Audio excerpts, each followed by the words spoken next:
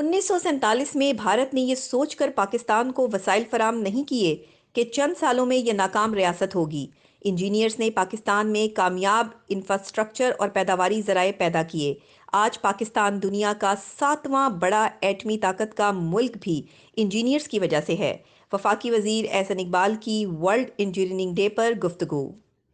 اگر ہم پاکستان میں بھی دیکھیں تو وہ ملک جو 1947 میں بے سر و سامانی کے عالم میں تخلیق ہوا، ہمارے وسائل بھارت نے ہمیں یہ سوچ کر نہیں دیے کہ یہ ملک 2-4-5 سال میں ایک ناکام ریاست کے طور پہ واپس اس کی جھولی میں آ گرے گا۔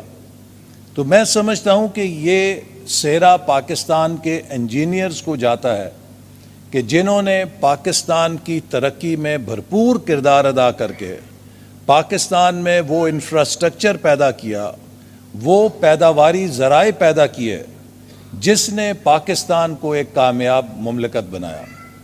وہ ملک جس میں 1947 میں دفتروں میں کاغذوں کو جوڑنے کے لیے کامن پن نہیں تھی اور وہ درخت کے کانٹوں سے کاغذوں کو جوڑتا تھا، آج وہ دنیا کا اگر 7واں ایٹمی طاقت کا حامل ملک ہے تو آخر انجینئرز نے اس ملک کے اندر کچھ تو کیا ہے جو اسے یہ بلندی ملی ہے۔